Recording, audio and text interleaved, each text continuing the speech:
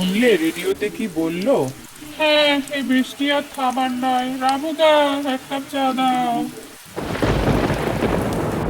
ছোট খোকা বলে অ আ থেকে নিচে কটা কওয়া।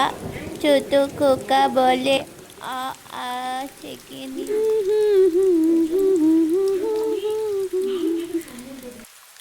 এই মানা, বেগুনি ভেজেছি রে, আয় খাবি আয়। হ্যাঁ মা, যাচ্ছি, আমি সবাইকে দেব। বেশ ভালো মুচমুচে হয়েছে, কি বলো?